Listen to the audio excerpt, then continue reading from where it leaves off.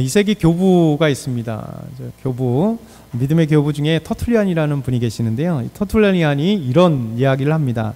순교자의 피는 교회의 씨앗이 되고 교회는 순교자의 피를 먹고 자란다. 그러니까 어느 역사 속에든지 교회 역사를 보게 되면요, 순교자들이 있습니다. 주의 복음을 증거하기 위해서 아름다운 순교자들. 사실 순교자들의 그 첫 번째가 여러 성경이 기록되면 우리 스데반 집사님이 순교자가 될 것이고, 그리고 예수님의 제자 중에 하나였던 야고보가 제일 먼저 제자들 중에 순교자가 되었습니다.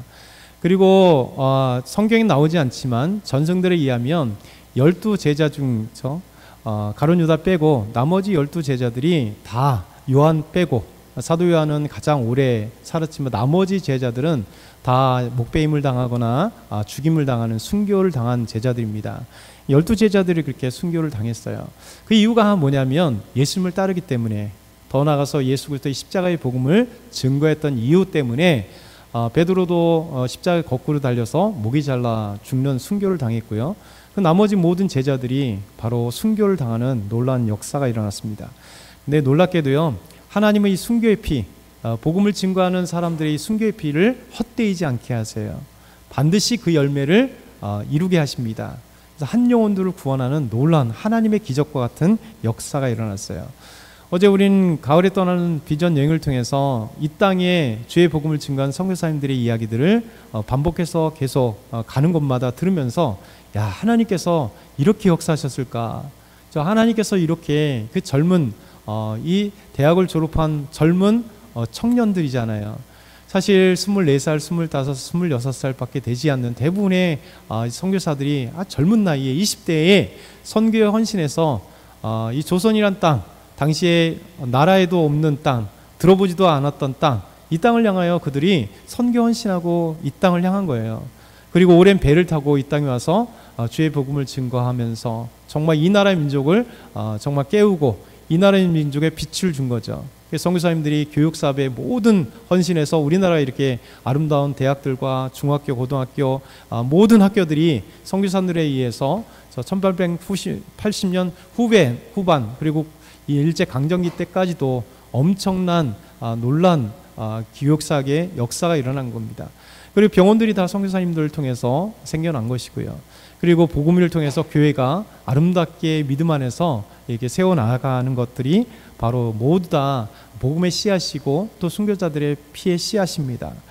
오늘 첫 번째 생각해 볼 건 순교자의 피의 그 놀라운 결실들이에요. 우리가 어제 많이 들었던, 그리고 선교 역사에서 가장 위대하고 정말 가슴 아픈 분이 뭐냐면 토마스 선교사입니다. 토마스 선교사는요, 영국 웨일즈의 하노버 교회의 담임 목사님의 둘째 아들로 이 땅에 태어납니다. 이 당시에 놀랍게도 영국의 대붕이 일어납니다. 우리나라 1907년도에 평양 대붕이 일어나듯이 웨일즈 지방에 이 부흥운동이 일어나서 이게 웨일즈 부흥운동이라고 하는 놀라운 부흥입니다. 그래서 이 부흥운동을 통해서 이 젊은 토마스가 하나님의 은혜를 받아요. 그리고 이 젊은 토마스가 하나님 앞에 결단을 합니다. 나도 하나님 앞에서 선교를 해야겠다, 주의 복음을 증거하는 사람이 되어야겠다라고 생각을 합니다. 그 당시에 지금도 가장 유명한 영국의 학교 중에 하나가 런던 대학교입니다. 유니버시티 오브 런던이라고 하는 대학교입니다. 연합체잖아요. 영국의 3대 학교로 유명합니다.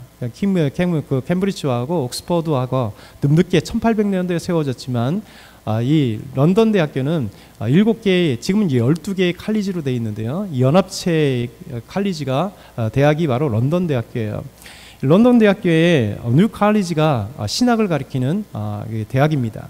런던 대학교에 소속해 있는 뉴 칼리지에서 신학을 공부해요. 그리고 그가 1863년 고향 하노버 교회에서 23세 목사 안수를 받고요. 그리고 그가 하나님의 부르심 가운데 이 대학을 졸업했던 이 젊은 토마스가 그 부인 캐롤라인이라고 하는 아가씨와 함께 결혼하고 중국을 향하여 선교의 비전을 갖고 있습니다. 그리고 나서 아내와 결혼하자마자 중국을 향해요. 중국은 참 오랜 시간을 거쳐서 중국 땅에 오게 됩니다. 중국에 도착한 지 3개월 만에 아내 캐롤라인이요, 임신하고 있었는데 이 낯선 곳에서, 새로운 환경에서 참 어려움을 겪다가 임신한 아내 캐롤라인이 그곳에서 3개월 만에 죽게 됩니다. 생각해 보세요. 하나님의 비전을 받고 중국 땅에 복음을 증거하기 위해서 이 젊은 토마스가 자기 아내와 함께 임신한 이 아내와 함께 중국 땅에 도착했는데 3개월 만에 아내가 죽게 되오니 그 아내 뱃속에 있는 아이도 죽었다는 거잖아요. 얼마나 고통스럽고 그 마음이 충격에 빠졌겠어요. 그래서 젊은 토마스가 이 선교 사직을 내려놓습니다. 그리고 중국의 산동성에 지프세관에 취직을 해요. 세관으로 취직할 때 그것에 이제 세관에서 일을 하는데 그곳에 들어오셨던 윌리엄스라고 하는 알렉산더 윌리엄스 목사님을 만나게 됩니다. 알렉산더 윌리엄 목사님을 만나면서 다시 정말 상처와 눈물과 아픔 속에 아내를 잃어버렸던 이 토마스가 다시 하나님을 향한 비전과 선교에 대한 마음들이 다시 불러일으켜지기 생각돼요. 그래서 그 아픔을 딛고 오히려 다시 하나님을 향하여 주의 복음을 증거하고 싶은 그 열정이 가득하게 되었습니다. 마지막에 이때 우리 조선 땅에 천주교 박해를 피해서 2명의 천주교 신자가 산둥성에 오게 돼요. 이 천주교 신자를 만나면서 이 토마스 선교사님이 하나를 듣게 됩니다. 조선이라는 나라에 복음이 없다는 사실을 알게 됩니다. 그래서 중국 땅에 선교하기 위해 했던 이 토마스 선교사님이 조선이라고 하는 미지의 세계를 향하여 다시 선교의 꿈을 꾸고 조선으로 가야겠다라는 생각을 갖게 돼요.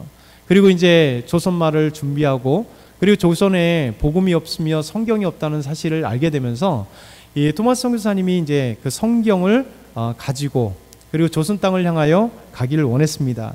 마지막에 1865년에 조선을 가는 배가 있어서 이 토마스 선교사님이 일정 부분의 성경과 그리고 복음을 증거하기 위해서 황해도로 도착하게 됩니다. 그리고 황해도 연안이었던 창린도라고 하는 곳에 도착해서 2달 반 동안 그곳에서 성경을 나눠주고 그리고 지금까지 배웠던 조선말을 통해서 복음을 증거합니다.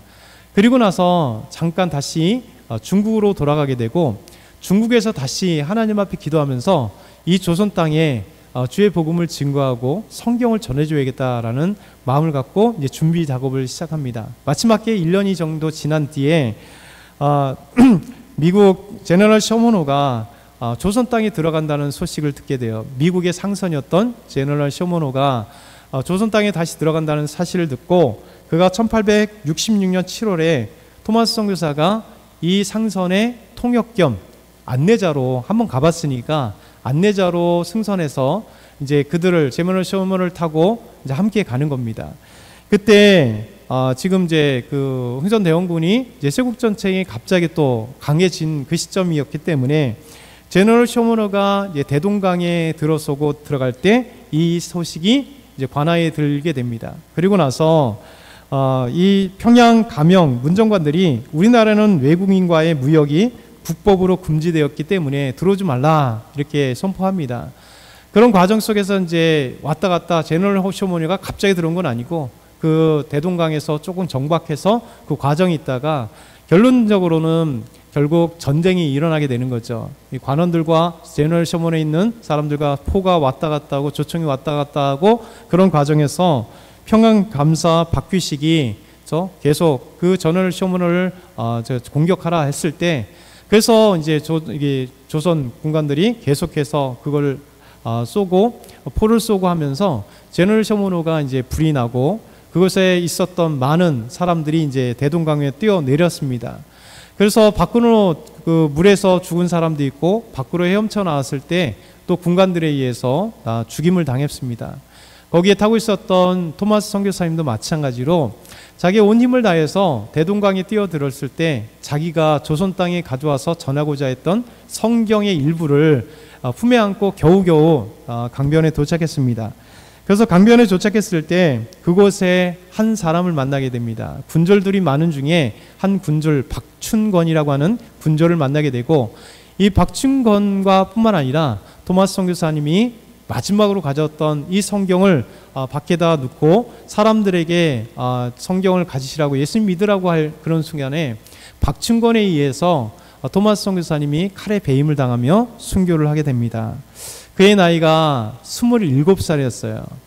여러분 지금까지 역사를 이렇게 쭉 얘기하면 마치 되게 오랜 시간 동안 일어난 사건 같지만 이 토마스라고 하는 젊은 토마스가 저 런던 대학교를 졸업하고 목사 안수에 23살에 받고 그리고 중국에 왔고 아내가 죽고 다시 조선 땅에 선교에 대한 비전과 복음에 대한 간절한 마음이 생겨서 이 땅에 2번씩이나 오게 되어서 대동강에서 순교할 때까지의 시간이 사실은 너무나 짧은 시간이에요. 그러니까 27살이라고 하는 젊은 토마스 선교사가 박충권에 의해서 죽게 됩니다. 여러분 이런 상황이 여기까지 끝났다면 기적의 역사는 한국사의 역사는 없었을 겁니다. 근데 여러분 하나님은 이 선교의 역사, 구원의 역사를 이것으로 끝내지 않아요. 하나님 그것을 통해서 이 토마스 선교사가 비록 나가서 복음을 증거하지 못하고 성경을 사람들에게 전해주지 못하고 그리고 그것으로 순교한 것 같지만 하나님은 그 씨앗이 되어서 놀라운 기적과 역사가 일어나게 만드는 겁니다. 하나님은 구원의 그 놀라운 손길을 이 조선 땅에 베풀기 시작합니다. 어떻게 하나님의 기적과 하나님의 놀라운 구원이 일어나면 그 첫 번째 이 순교자의 피, 복음의 역사가 그 열매가 나타나는 게 누구냐면 박충권을 죽였던 군졸 박충권입니다. 이 박충권이 토마스를 죽였잖아요. 나중에 박충권이 예수 믿고 나서 자신이 토마스 선교사를 죽였다라고 고백하며 눈물로 회개한 것 때문에 박충권이 토마스 선교사를 죽였던 것을 알게 된 겁니다. 이 박충권이 군졸이었던 박충권이 토마스 선교사를 죽이고 토마스가 전해주는 성경을 이제 받지 않고 갔어요. 근데 자기가 죽였던 외국인 또 토마스가 자꾸만 생각나고 그리고 이제 그 지역에 다시 가서 그곳에 널려져 있는 성경을 하나 가지고 왔습니다. 그러면서 이 성경을 이제 왜 이 사람은 성경을 전한다 이것을 전하다가 죽임을 당했을까? 그러면서 이 군졸이었던 박충권이 성경을 이제 한문으로 돼 있는 성경이잖아요. 그래서 하나씩 읽어가면서 하나님의 놀라운 감동과 은혜가 그 안에 있었던 겁니다. 성경을 읽는 과정에 이 군졸이었던 박충권, 토마스 선교사를 죽였던 이 박충권의 마음 가운데 하나님이 그 마음을 열어주시고 예수 그리스도를 마음속에 영접하게 하신 거예요. 그리고 나서 놀랍게도 그 후에 박충권은 안주교회 영수, 지금으로는 이제 장로가 되었던, 그러니까 하나님께서 토마스 선교사를 죽였는데 그리고 그가 전했던 성경을 읽는 과정에 예수 믿게 되었고 영주교회 영수라고 하는 장로님이 되는 놀라운 기적과 같은 역사가 일어납니다.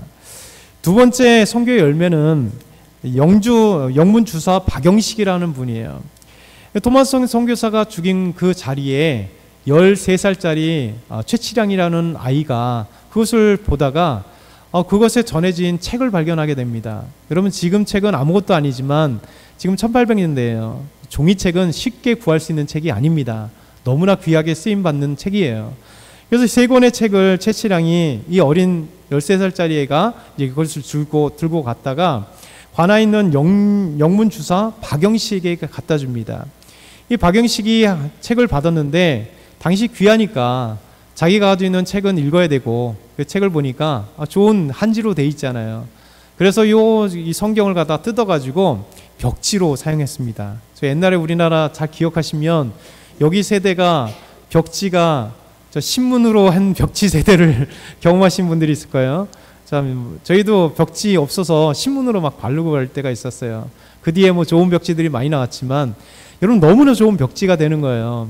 그러니까 성경을 뜯어다가 벽지로 이제 사용했습니다. 놀랍게도 이렇게 벽지로 사용했던 박영식이라는 분이 예수 그리스도를 영접하게 되었습니다. 그리고 박영식의 집이 평양 최초의 교회였던 널다리 교회가 됐고요. 이 널다리 교회가 나중에 더 부흥해서 이름을 바꿨을 때 1907년 평양 대부흥의 산실이었던 장대원 교회가 이 박영식이라고 하는 사람의 집에서 이루어졌던, 이 사람이 교회를 세운 건 아니지만 그 집을 사서 널다리 교회가 됐고 그 집터에서 다시 교회를 증축하고 교회를 채웠을 때 이게 평양 대부흥의 산실이었던 장대원 교회가 된 거예요. 하나님이 이렇게 한 사람을 구원시킬 뿐만 아니라 그곳을 통하여 하나님의 귀한 교회가 세워지고 우리가 평양 대부흥을 통해서 이 나라 조선 사회가 완전 발칵 뒤집히고 구원받는 역사들이 이 온 세계 저 평양부터 제주까지 하나님의 기적과 같은 복음의 역사들이 일어났던 평양 대붕의 산실이 되어진 겁니다. 세 번째, 이 열매, 많은 열매가 있지만 세 번째까지만 생각하는데요. 이 세 번째 열매는 누구냐면 박충건, 토마스 선교사님을 죽였던 박충건의 조카 이영태라는 사람입니다. 이 이영태라고 하는 사람이 박영식의 집에 갔는데요. 박영식의 집이 어땠다 그랬어요? 성경으로 도배로 했다는 거죠. 이영식이라는 사람이 이영태라는 사람이 박영식의 집에 가서 이렇게 방문했다가 보니까 이게 뭐지라고 한번 읽어볼 거 아니에요. 읽어보는데 성경인 거예요. 몰랐죠. 근데 성경을 읽다 보니까 그 마음과 감명이 된 거예요. 그러면서 이영태, 박충건의 조카였던 이영태가 박영식이라는 영주 그곳에 가서 읽고 예수 그리스도를 믿게 된 놀라운 역사가 되고 진실한 그리스도인이 되었던 것입니다. 여러분, 이런 것들이 바로 기적인 거예요. 하나님의 은혜는 여러분을 구원하시고 저를 구원하시는 놀라운 일입니다. 이렇게 우리가 토마스 선교사님이나 박충건이나 이영식이나 이영태나 박영식 같은 드라마틱한 것을 통해서 예수 믿는 사람도 있고 그렇지 못한 사람도 있을지 몰라요. 근데 하나님의 구원의 손길은요, 다양하게 정말 너무나 기가 막히게 하나님이 우리를 부르시고 인도하신 거죠. 그래서 순교자의 피나 복음의 씨앗은요, 절대 헛되이지 않습니다. 하나님의 복음의 씨가 떨어지면 하나님의 때에 맞게 복음의 씨앗이 우리 마음 가운데 자라나고 그리고 열매를 맺게 되는 거예요. 그래서 지금 내가 믿음이 적다. 여러분, 믿음은 키워나가는 겁니다. 우리가 하나님을 신뢰하고 예배를 드리고 기도하고 하나님께 달려나가면요, 우리 안에 작은 겨자씨와 같은 그 믿음이 있을지라도요, 이 겨자씨에서 싹이 트고 그것이 자라면 새들이 깃들이는 엄청 믿음이 있는 거예요. 그래서 누구나 여러분도 다 토마스 선교사 같은 믿음의 사람들이 될 수 있는 거예요. 그럼 우리가 역사를 보는 이유가 단순하게 토마스 선교사 대단하네, 젊은 나이에 어떻게 저렇게 헌신할까, 저 나이에 어떻게 순교한 나이가 27살이고 저 목산술 받은 게가 23살이고 그 사이에 짧은 시간 동안에 어떻게 중국에 와서 아내를 잃어버렸으면 다시 조선을 향하여 그 엄청난 선교의 꿈을 꾸고 왔을까, 대단한 사람이네 라고 끝났다면 여러분, 역사가 필요 없는 겁니다.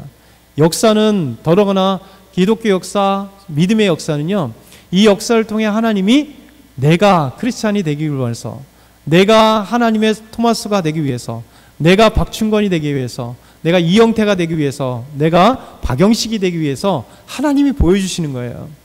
그래서 속으로 여러분 한번 따라해 보시자. 내가 토마스 선교사다. 내가 박충건이다. 내가 이영태다. 내가 박영식이다.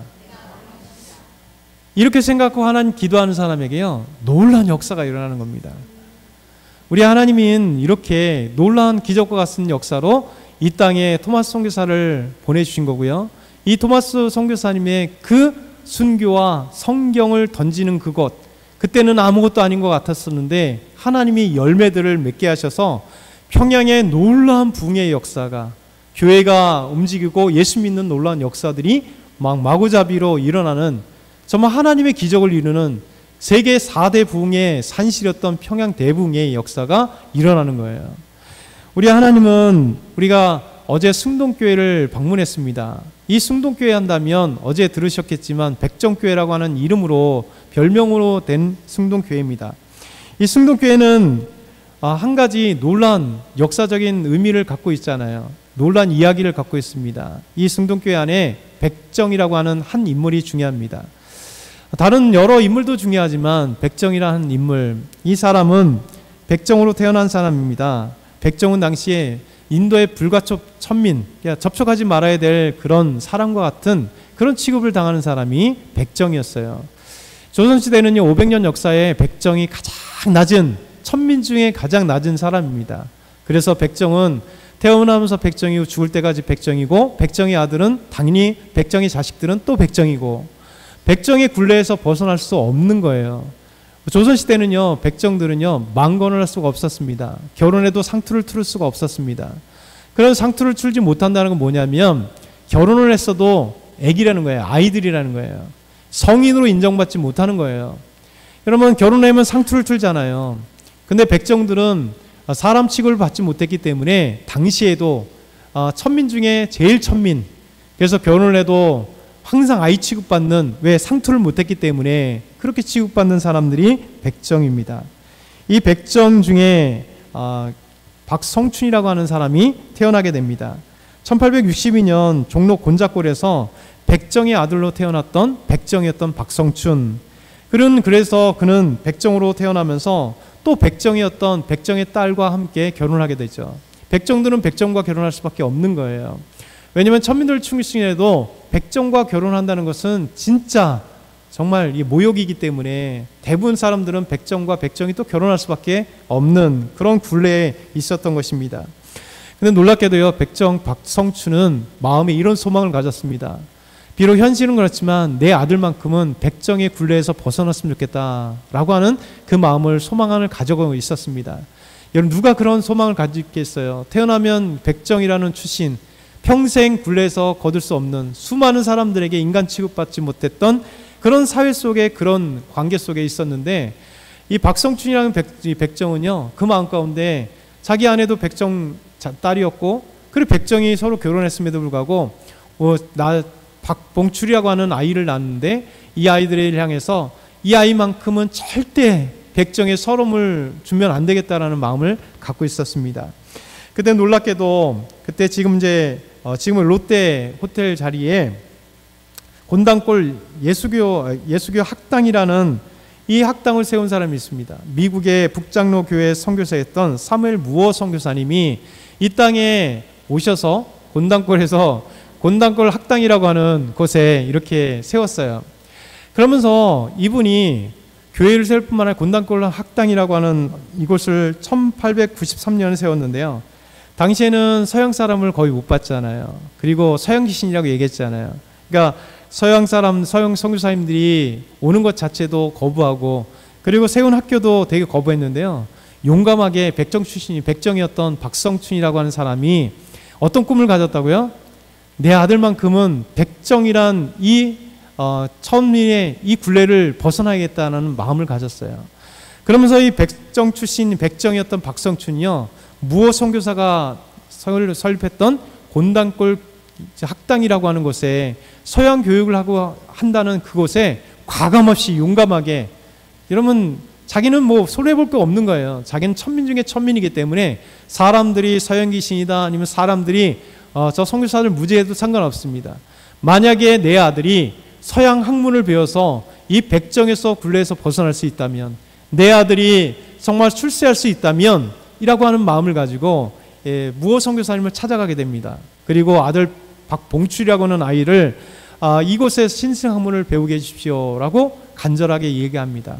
그러면서 무어 선교사님이 곤단골 예수교 학당에 이 아이를 맡습니다.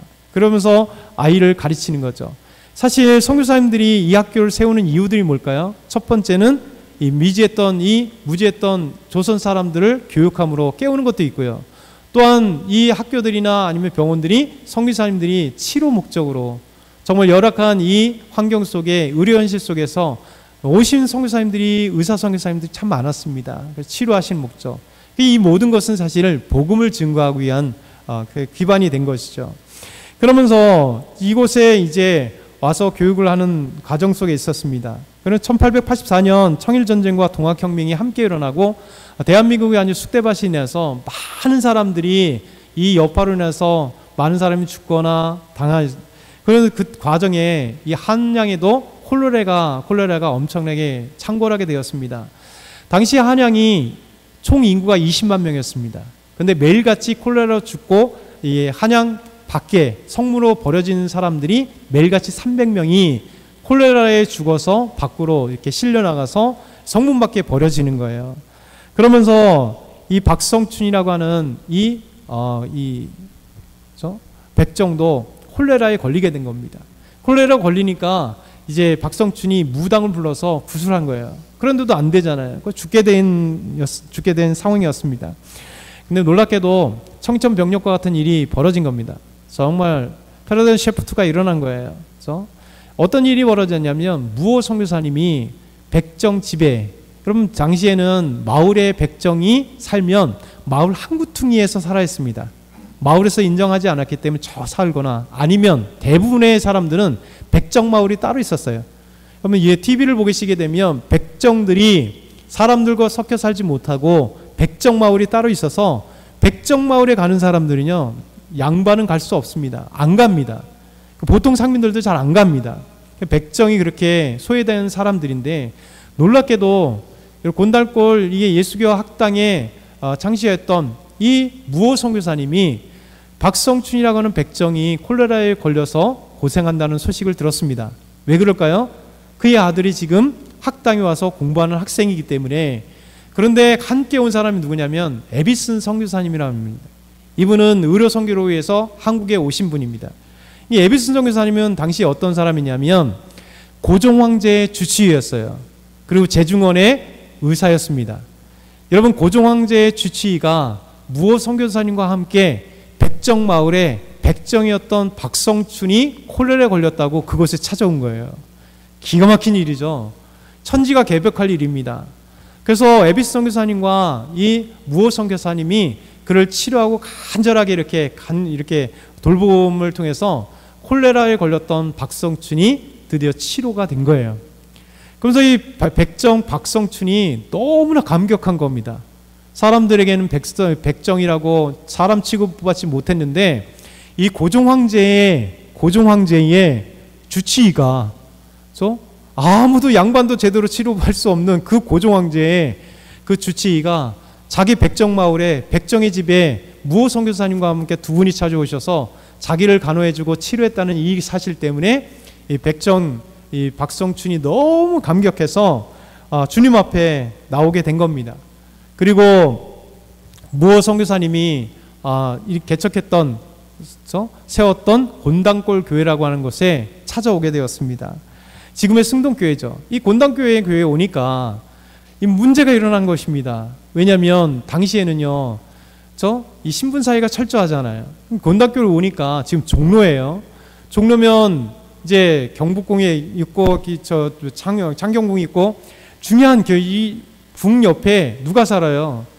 양반들, 지체 높은 분들이 있으니까 이 곤단골 교회에 처음에 오신 분들이 지체 높은 분들이잖아요. 그랬더니 백정이 갑자기 에비스 선교사님과 무호 선교사님의 치료를 받고 주님을 믿기로 소망하면서 이곳에 딱 오니까 난리가 난 겁니다. 백정이 교회를 오게 돼요. 그러니까 교회 안에서 뒤집어진 겁니다. 어떻게 백정이 교회를 오게 되느냐고 말이야. 함께 어떻게 예배 드리냐고. 한 자리에서 어떻게 저 천민하고 우리 양반하고 예배를 드리냐. 이런 교회 안에 엄청난 욱신욱신거림이 있었습니다. 그때 에비스 선교사님이 쓴 책이 1800 이때 쓴 구한말 비록이라는 책이 우리 한글로 번역이 되어 있어요. 이 책에 보면 이런 얘기가 있습니다. 선교사 무호 목사는 여러 조선인들을 일요일마다 교회에 모이게 했는데 박성춘도 모임에 들어갔다. 물론 이들은 갓도 쓰지 않은 사람들이 끼어드는 것을 보고 눈을 흘겼으며 백정의 친구들이 집회에 많이 나오기 시작하며 이 모임이 흔히 백정교회라 불리게 되자 몹시 당황하게 되었다. 무호는 이 양반들과 합의하여 교인인 백정을 교회 밖으로 모낼 수 없다고 말했습니다. 결국 양반들이 교회에서 나가기로 결정을 했습니다. 그런데 놀라운 것은 교회가 번영하기 시작했다. 교회 부흥하기 시작했다는 거예요. 양반들만 모였을 때 양반들이 상민들이나 천민들과 백정들이 오니까 그걸 할 때는요, 교회가 부흥하지 않은 거죠.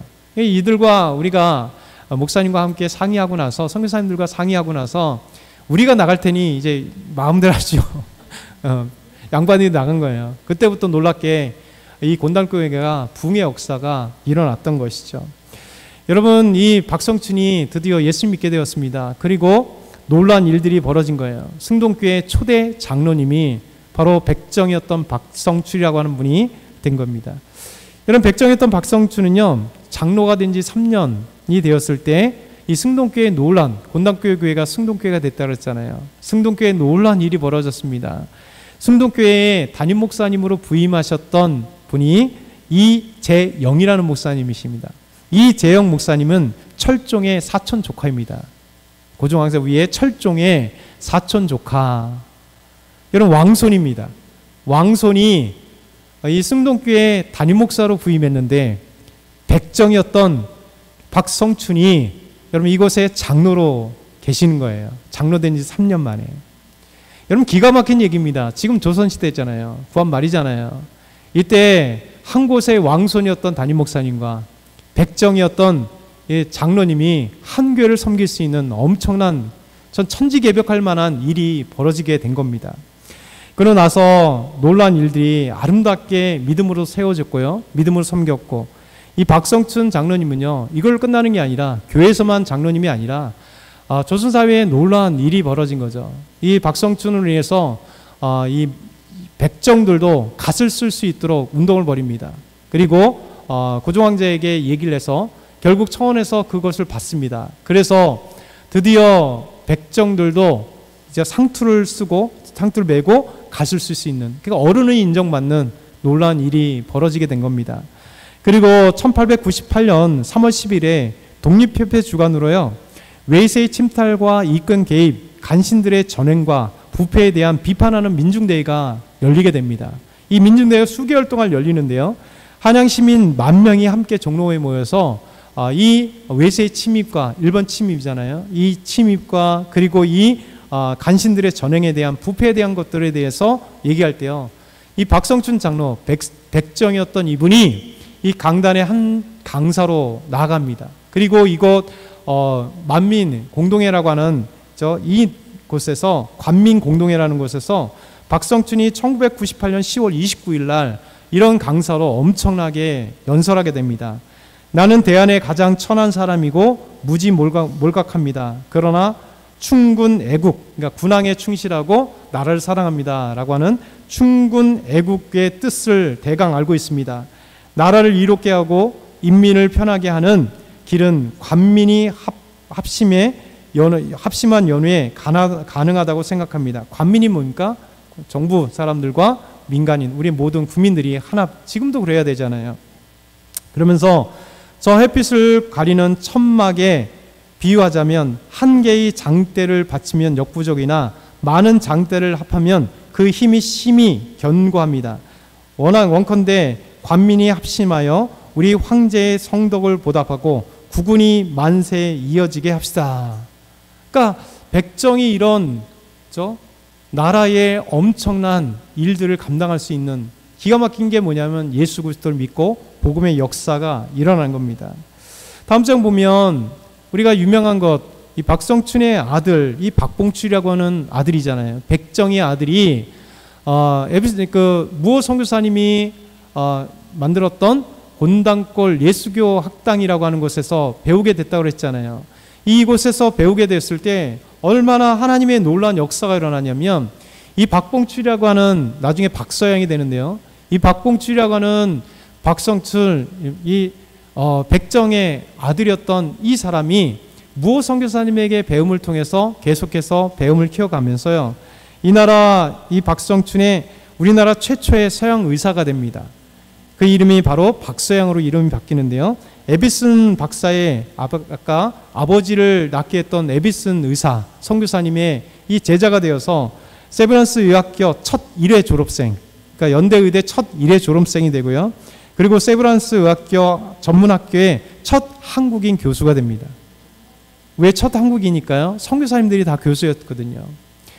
이 놀라운 역사가 우리나라의 복음의 역사예요. 선교의 역사고 하나님이 이루신 역사고, 그래서 이 나라 민족이 조선 땅에 얼마나 암흑이었던, 영적 어미였던 이곳에 주의 복음이 증거되고 선교사들이 역사하고, 그리고 믿음의 사람들이 신분을 초월하고 그 다음에 삶을 초월하고 하나님이 역사하셔서 변화된 역사가요, 기독교 역사를 보게 되면 놀라운 역사가 일어나는 거예요. 여러분, 하나님은 구원의 역사를 그냥 가만두지 않습니다. 하나님은 순교자의 피 한 방울이 오히려 복음의 열매가 되게 하시고, 그리고 기적을 이루시고 구원의 열매가 되게 하셔서, 그걸로 끝나는 게 아니라 하나님의 복음이 정말 교회를 살리고 우리 영혼을 살리고 변화의 역사가, 이 나라 민족을 변화된 게 복음의 역사였던 것입니다. 오늘 말씀을 간단하게 전하면 사도 바울이요, 복음을 증거해요. 유대인들이 날마다 모이는데요. 그 가운데 유대인들이 이런 얘기를 합니다. 저 말하는데 바울과 바나바에 대해서 담대하게 말하는데 하나님의 말씀을 마땅히 먼저 너희에게 전할 것이로되 유대인들에게 전해요. 그러나 너희가 그것을 버리고 영생을 얻기에 합당하지 않는 자로 자처하기로. 여러분, 복음을 증거하는데 복음을 받지 않는 자가 있고요, 복음을 받는 자들이 있어요. 유대인들이 주의 복음을 증거하는데 이 유대인들이 복음을 거절합니다. 그래서 사도 바울은 너희들의 복음으로 영생 얻기에 합당하지 않고 받아들이지 않기 때문에 우리는 이방인들을 향하여 복음을 전한다는 겁니다. 그 다음 절 같이 한번 읽어볼게요. 시작. 이방인들이 듣고 기뻐하여 하나님의 말씀을 찬송하며 영생을 주시기로 작정되는 자는 다 믿더라. 주의 말씀이 그 지방에 두루 퍼지니라. 다시 한번요. 이방인들이 듣고 기뻐하여 하나님의 말씀을 찬송하며 영생을 주시기로 작정되는 자는 다 믿더라. 주의 말씀이 그 지방에 두루 퍼지니라. 아멘. 복음은요, 살아있습니다. 복음은 하나님의 영혼을 바꿔요. 여러분, 우리가 하나님 말씀을 놓으라고 받기를 거절하면 기적이 일어나지 않습니다. 네, 하나님의 말씀이 우리 생각과 이성으로 봤을 때 하찮은 것 같고 별거 아닌 것 같지만 여러분, 우리가 가진 이 이성은요, 하나님의 위대하심 속에 아주 먼지와 같은 거예요. 여러분, 이것을 깨지 않으면요, 하나님의 말씀을 받지 못해요. 우리의 교만함이 얼마나 하나님의 역사를 방해하는, 교만함은요, 하나님의 기적이 일어나지 않게 만듭니다. 교만함은요, 하나님 앞에 가장 무서운 죄예요. 그래서 하나님의 말씀이 우리 영혼을 바뀌고요, 박성춘이라고 하는 한 영혼을 바꾸고요, 백정이 이 나라의 민족의 위대한 하나님의 사람이 되게 만들고 이 나라의 민족을 바꾸고요, 하나님의 역사가 토마스 선교사님의 한 사람의 헌신 속에서 대동강변에 쏟아졌던 이 복음이 여러분 헛되지 아니하고 평양을 움직여 버렸던 것처럼요. 여러분, 이성으로 생각하면 얼마나 헛되고 이성으로 생각한다면 얼마나 바보 같은 일이에요. 근데 하나님은요, 이성을 초월하신 하나님의 역사예요. 저와 여러분을 믿게 하신 게 이성으로 이해될까요? 아니에요. 그럼에도 불구하고 하나님께서 우리를 구원하시고 하나님께서 우리 삶 가운데 역사하셔서 하나님의 위대하심과 하나님의 기적들을 날마다 체험하는 거예요. 여러분, 거부하는 이방인들, 이 유대인들이요, 복음을 믿지 않고 예수 그리스도를 믿지 않았어요. 그런데요, 여러분, 로마 제국의 사람들입니다. 그리스 로마의 신 가운데 태어나고 자라고 그것에서 예수 그리스도를 한 번도 경험하지 못하고 들어보지 못한 사람들에게, 이방인들에게 복음을 증거할 때, 사도 바울의 이 이방인의 복음에 증거할 때, 여러분, 십자가에 죽었다는 이 사실이 어떻게 사람을 살리는 복음이 되겠어요? 그럼에도 불구하고 이방인들이 지금까지 그들이 태어나면서 이 그리스 로마 신들 가운데, 문화 가운데 있었던 그들이 여러분 예수 그리스도를 믿고 구원받는 놀라운 역사가 일어난 거예요. 복음이 이런 거예요. 그래서 저와 여러분이 오늘 하나님 말씀 잘 보세요. 영생을 주시기로 작정된 데는 다 믿더라. 하나님이 구원하시고 작정하신 분은요, 여러분이에요. 그래서 주님을 믿게 된 거예요. 이것 때문에 감사하고 기뻐하는 거예요. 저와 여러분은 이 말씀을 기억했으면 좋겠어요. 우리 잠깐 한번 같이 기도드릴게요.